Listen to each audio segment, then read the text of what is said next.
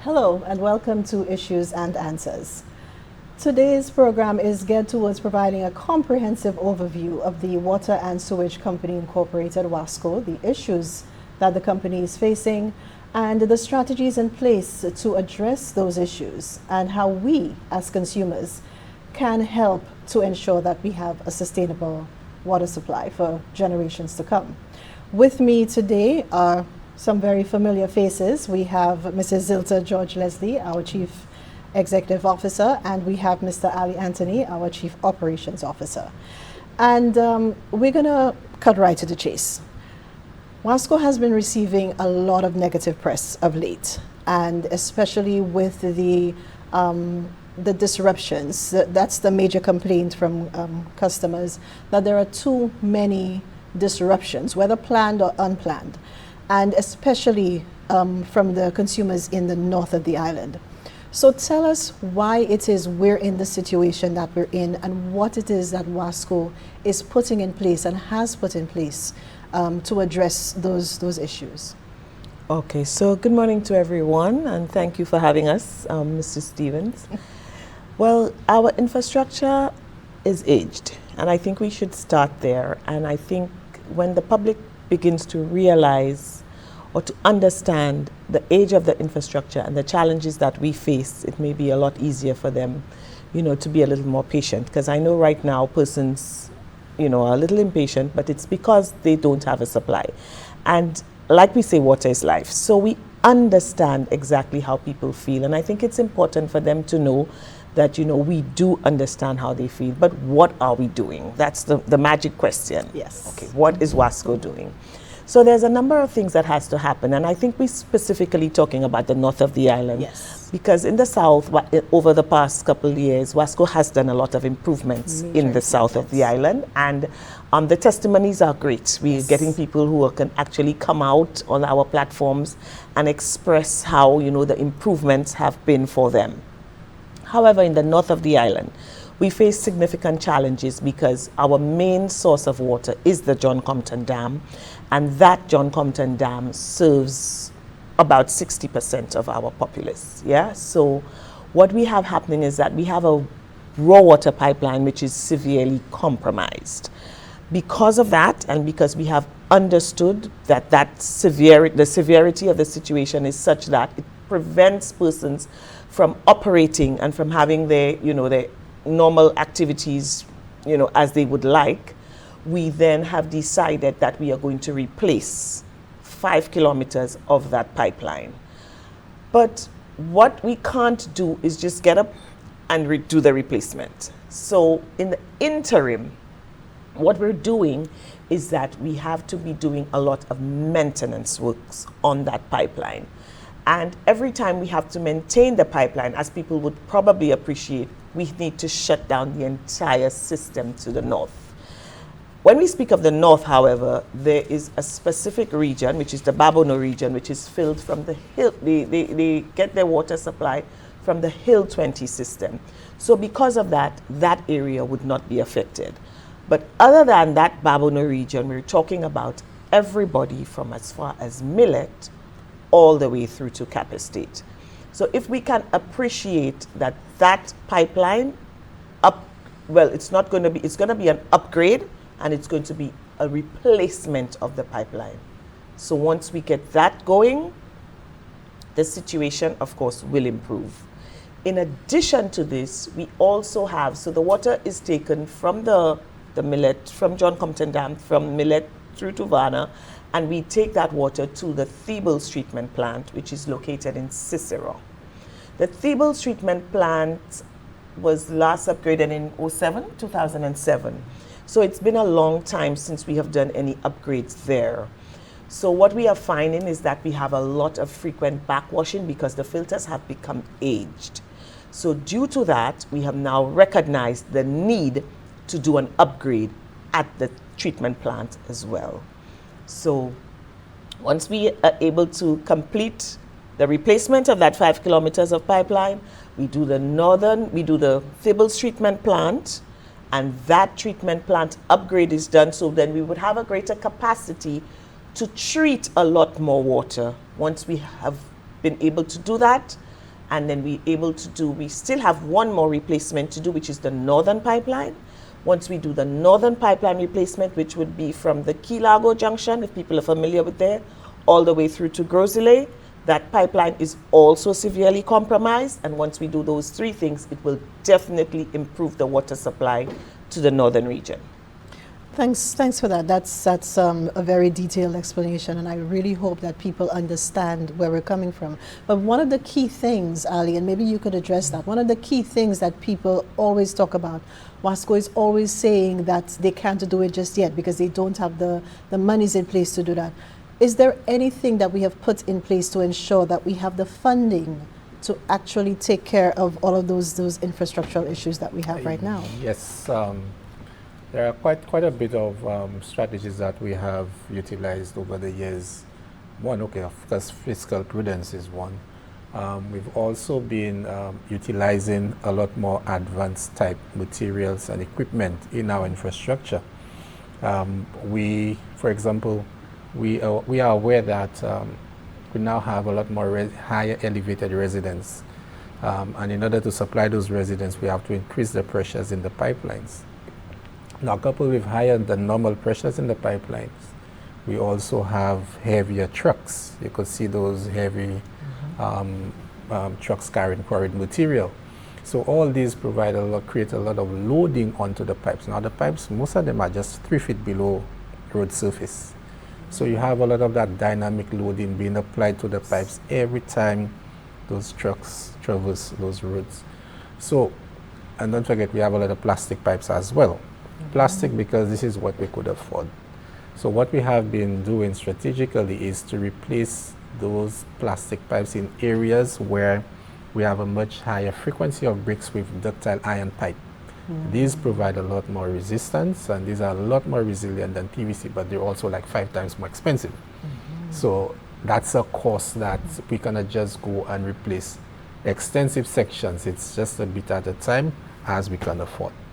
And have we tried to seek funding from perhaps international sources, or are we solely dependent on the monies that we make from consumer payments? Oh no, international funding, this is, I think we have almost have a department allocated specifically for that. Oh yeah, yes, we have the strategic planning department, and that department actually, we specifically go out to try to seek funding. We seek grant funding, we seek loan funding. Thankfully, we have the support of the government of St. Lucia. So the 5 kilometers of pipeline that I spoke to you about, it's not a cheap project. It's a project that's going to cost us $60 million. As most people would be aware, obviously, WASCO cannot fund such a project on its own. So in that regard, what we had to do was to go to the government of St. Lucia, and the government of St. Lucia has agreed to back that loan for us. So we went to the Caribbean Development Bank, which is the CDB, and of course they are our partners. We've partnered with them on a number of projects in the past, including the Vieux Fort Water Supply Redevelopment Project. So we are going to seek funding from the CDB. We have also, in other instances, not necessarily in the north, but we have also sought funding from the CDF, which is the CARICOM Development Fund. So yes, we are going out there to try to get as many persons as possible to come in to support us, because we need the support. Yes, for sure. When we return from this short break, we will talk about timelines, because I know a lot of people are eager to find out when these things are going to happen. We'll be right back. Our rivers are St. Lucia's lifeblood, but litter is choking them. Together, we can keep them clean, protect our rivers, secure our water, secure our future.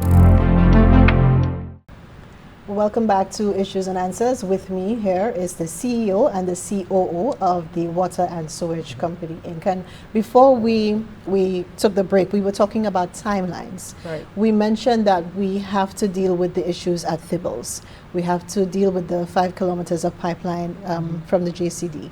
We also have to deal with the rehabilitation of the pipeline from Kilago to the Groseley Gap. What are the timelines for these things? Because all well and good, people will say to you, well, all well and good, you're looking for funding, and that's fantastic. But what are the timelines? When can we expect a break from all this inconsistent supply? Yeah. So as persons may be aware, these projects take some time. So let's start with the 5 kilometers of pipeline. So we have gotten to the stage where we have approval. We now need to go out and get the actual contractor who would be coming in to do those works. What we have looked at thus far in our schedule, we should be able to commence those works in 2026, and that project will be a 3 to 4 year project, because you must understand we're going into the terrain, we're going into snake infested areas, we're going into there's going to have to be a lot of excavation so that we can replace this pipeline. It's not just, it's not a simple task. Yes. Yeah, the task ahead is great. So the timeline for that one would be, we start the construction in 2026, and that will take, like I said, anywhere from 4 to 5, years to actually complete this project. As it relates to the Thibbles treatment plant, that project is going to be a lot shorter. So we estimate that project to be a 2-year project. So what we would be able to do at that point is, because we continue to have the water coming in, because with the maintenance that we just did, we had 8 million gallons now coming in, right? So which is good. So if we can consistently keep it at that, based on the smaller shutdowns that we do and the smaller line maintenance that we do, we should be able to survive that period. But for the actual full rehabilitation of Thibbles, it will take us an additional 2 years, and we're hoping to start that rehabilitation in the last quarter of this year. So 2 years from that. The Northern Pipeline is a much smaller project, and the funding for that is a lot less. So once we're able to commence that project in early 2026, that project is an 18-month project, so that one is a lot shorter. Okay. But what we have done in the interim is that we will continue to have those planned maintenance on the pipeline, planned maintenance at Thibbles treatment plant, so that we can continue to sustain our demand, which of course these days is very high. Pretty high. Yeah, pretty high, pretty because high. You have a situation where you're looking at an increase in population. Yeah. Yes. And when those pipes were installed back in the 80s, some of them, the population then is not what we're facing right now, Yeah. and a lot more visitors as well. Our tourism is booming, and as a result, the demand is much higher. Definitely. Yeah? Can you put things into perspective for us? When you say to people, we have to plan this maintenance and fix those leaks, can you give us some idea of what it takes to go in there and find those leaks, detect those leaks, and what it takes from our guys to go in there and get those things fixed? Well, what I can tell you is that it takes a lot of dedication and commitment to do this. You literally have to traverse this entire 5 kilometers, measuring leaks. So first of all, locating and then providing a visual measurement. You have to do all that. A lot of the leaks, sometimes they are within farms. So we have to get in touch with the farmers. We have to get in touch with crop compensation officers. Now let's just say we have done all of that. We have located all the leaks. Now we have to start the planning in terms of equipment, deciding and creating and deciding which teams go where. So anytime we approach leaks on that raw water pipeline, we almost like blitz it. So everybody go in one time. So we have a team there, a team there, a team there. Each of the zones we have a team to to try to quickly repair those leaks. Now the thing is, because it's a high pressure line, we literally have to drain the entire line for us to be able to weld patches on those lines, because you cannot weld on a wet pipe. Yes. So after we've done all of that, then we have to strategically refill that pipe and to allow that water to get to the T-bills treatment plant. But it takes a lot of equipment, and a lot of times we have to ensure that the plant date does not coincide with a Any rainy major period. events Because as well, if it's yeah. rainy, we cannot go in there because the Yes. equipment just cannot navigate. Yes, Right? yes. Some of the leaks are in the river itself. So we have to divert the river sometimes. And again, if it's flooded, we cannot do it. So it's challenging, but it's an exciting job as well, in that you literally have to think so much whilst you're there, and you also have to keep an eye out for fertilizer as well, because Yes, it's a yes. snake country. Yes. And but one of the things that we are always critical and are always aware of is that we have a timeline. We have a 48-hour period to repair those leaks, and whatever we do, we have to try to ensure that we repair as many as we can within that 48-hour period. We recently embarked on an exercise to repair leaks. That's the most we have ever done at any one time. That was 30. We have had to do 20-something, 19, but this time it was 30. What this tells us is that the pipeline is getting worse. It's getting worse, so the next time we probably go there, it might be more than 30. Or those that are there currently would have been worse. But what we try to do, we try to not allow the inflow to the plant go below a certain number, because if it goes there, everybody starts getting affected. And once the demand or the supply drops, we're in trouble.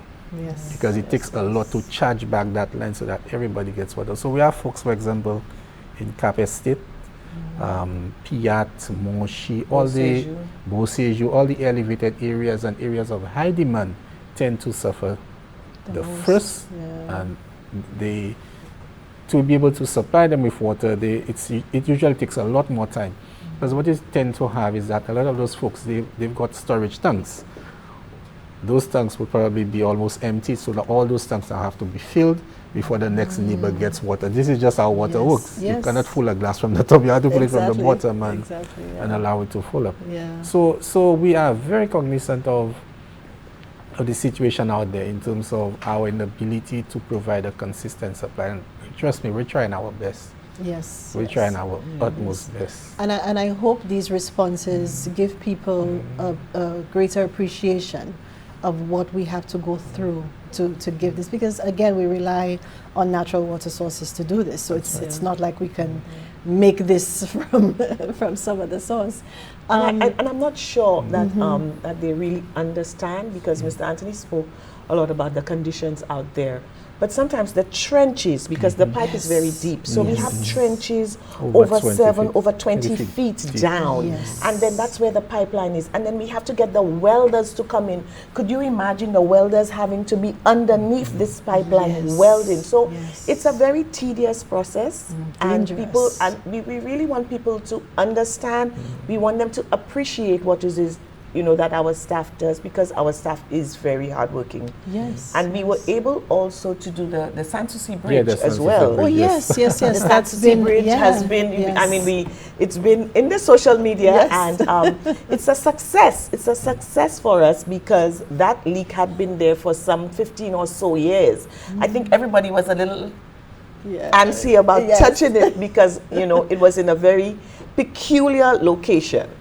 But we made the effort, and Mr. Anthony and his team, Mr. Anthony actually was the one on that zone, because like he explained, we tried to separate everybody into zones, and it was a great success, and we need to appreciate those successes. Yes, indeed. We'll take a quick break. When we come back, we will try to put things into a visual perspective, if you will, because I know we're talking 5 kilometers of pipe, etc., but we want an idea of what that actually looks like. So when we come back, we'll be talking that. Thanks.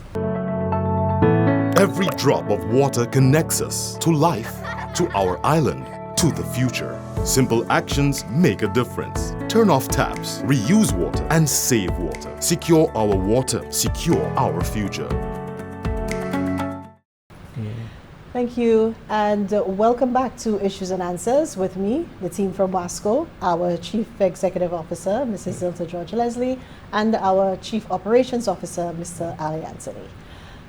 And when we took the break, we were talking about getting a visual, because we keep referring to the 5 kilometers of pipe that we have to replace when it comes to the northern raw water pipeline. So give us an idea of what that looks like in terms of distance. 5 kilometers, that would be the distance, approximately the distance between the SAB to the shock roundabouts. Okay. Yes, that's approximately. And is that where it's going to be replaced, or? Yes, this section of pipe, this is what's going to be replaced, because what it is, it's of a different material. It's made up of mild steel, and mild steel just cannot handle those kind of conditions that those pipes have in place. And the reason why we always speak of 5 kilometers, because this is the only section with that type of material, and this is the section that is failing all the time. Okay, yes. So once that is replaced, is it a situation where we will still have to be repairing those leaks, or would that be a thing of the past? Once that is replaced, we will not be going in there for a very long time. And if we ever do go in there, it's probably because maybe some air valve or something broke off and we have to repair it or something like this.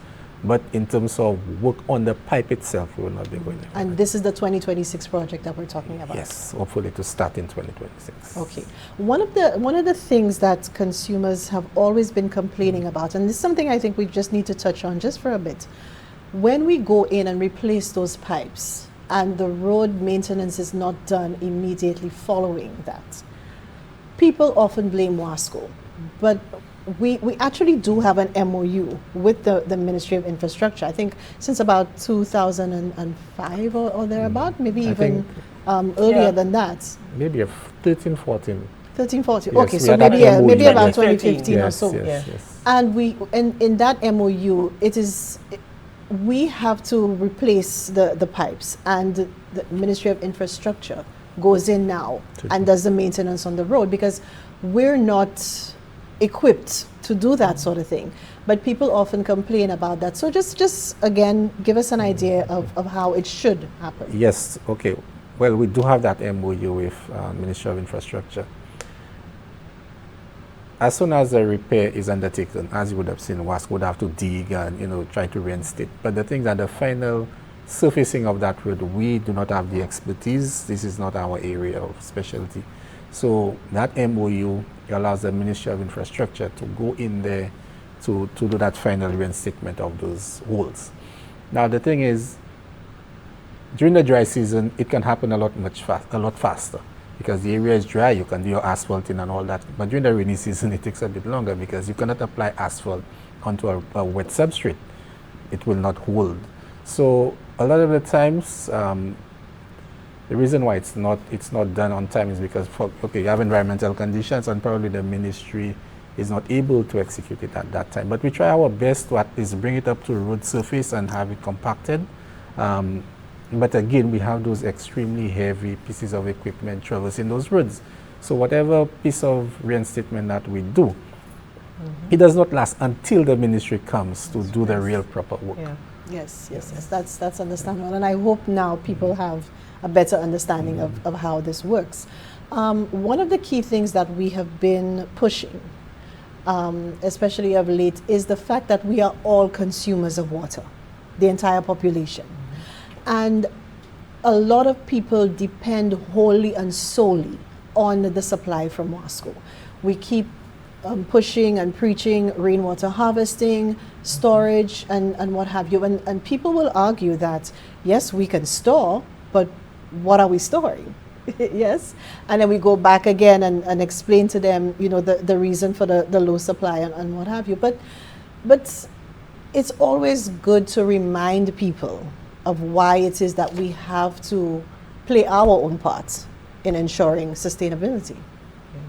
I think what people need to understand is that the region and the world at large is under a climate crisis. Yes. I mean, we speak of climate change, but I really believe now it has become a crisis. And I think we need to understand that when we say to you, you need to do rainwater harvesting, we say to you, you must conserve. So there are a lot of little things that people can do to conserve. For example, you could have your faucets as low flow faucets. You could reuse your water. Reuse of water is very important. You know, you could collect your gray water and you could use it to water your plants. Even when we preach a lot of the times about washing of your vehicles, you use a bucket rather than just leave the hose running.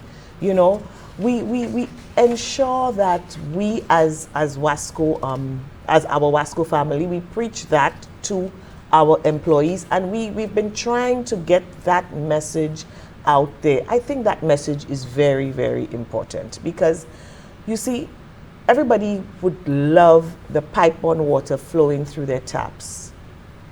It's a challenge, St. Lucia. It's a challenge. We would love it too because we would be having more sales. So, you know, sometimes when you hear people talk, and we wonder, like, don't they realize that if we had the water to sell, we would be more than happy to do so, but we don't always have it available. So there are things that we expect the public at large to do. And in recent times, we have gone to the Ministry of Education. Yes. And under this new initiative, we're going to try to sell that message out to the students, because who's better to come home and preach it than the young ones in our society, you know? Yes. So we need people to understand that water conservation is going to be key, and it's just the way of the world. So it's the same way the world moved towards, you know, everybody now has a cell phone, everything is on social media. Very same thing, the changes. We have to make those changes. Yes, yes, and the best way is to reach the next generation, you know, the next generation of WASCO team members as well. That's right, because that's who's going to be there. Yes, yes, indeed. Yeah. So we're going to wrap up our program today. So just some final words from both of you to, again, solicit people's patience as we do what we're mandated to do. So give us your final thoughts. I just like to inform the public that climate change and climate variability, these are real. And these are things that we, St. Lucians, have no control over. So when things are plentiful, we'll be better able to supply water. Thankfully for this year, we are able, from since January to February, we've been getting more than normal levels of rainfall, and we have been taking advantage of that. And from predictions, it's going to be better this year in terms of rainfall than last year, so we'll be better supply the public. But notwithstanding, we still have to have that conservation mentality that, listen, not because it's available that we should waste it, you know. Because what is wasted prevents somebody else from getting it. That's true. You know, you must always think like this, you know. I know folks prefer to have their supplies via the means so they don't have to use a pump or something, because that's electricity, that's an extra expense in that household. But try to conserve as much. Because if we all conserve, then there will be more available, so there will be less restrictions in supply. Yes, yes. Yeah. And any final words from you? Yeah, well, from me, I want to tell St. Lucia that I think that we want to start a partnership with them. We want them to truly trust us, because it's the only way for us to be able to supply, and it's the only way for us to have, you know, an amicable solution to all of the problems. We want them to know that we feel their pain, we empathize with them, we know what it is like to be without water. Like Mr. Anthony said, conservation is going to be the key. There are going to be many, many more times, people, when we have to shut down. There will be planned maintenance, and there will also be emergency maintenance. Yeah. Thank you very much, Team WASCO. We hope this has put things into perspective for you. Thanks again for joining us on this edition of Issues and Answers. My name is Dana Stevens. Have a good day.